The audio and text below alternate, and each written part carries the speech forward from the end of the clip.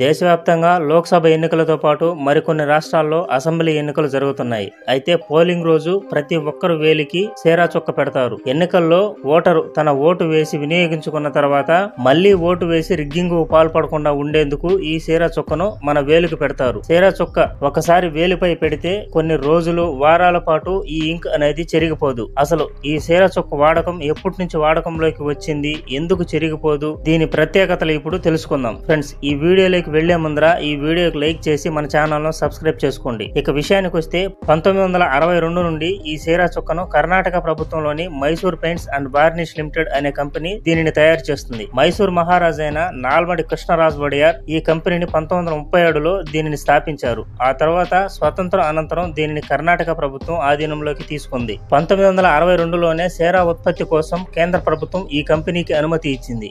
అప్పటి నుండి మన దేశంలో ఎక్కడ ఎన్నికలు జరిగినా ఈ సేరా చుక్కను Mysore paints and varnish limited అనే కంపెనీనే తయారు చేస్తుంది. 2024 లోక్సభ ఎన్నికల కోసం కేంద్ర ప్రభుత్వం 55 కోట్లు ఖర్చు చేసి 25 లక్షల ఇంకు బాటిల్స్ ని కొనుగోలు చేసింది.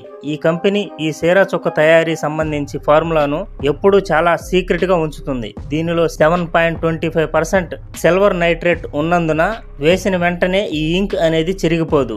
అంతేకాదు, ఈ సేరా ప్రత్యేకత ఏంటంటే ఈ సేరా తయారీ ఫార్ములాను ఈ కంపెనీ డైరెక్టర్స్ కు సైతం తెలియకుండా చాలా రహస్యంగా ఉంచుతుంది. కేవలం ఆ సంస్థలో పనిచేసే 2 కెమిస్టులకు మాత్రమే దీని తయారీ ఫార్ములా అనేది తెలుసు.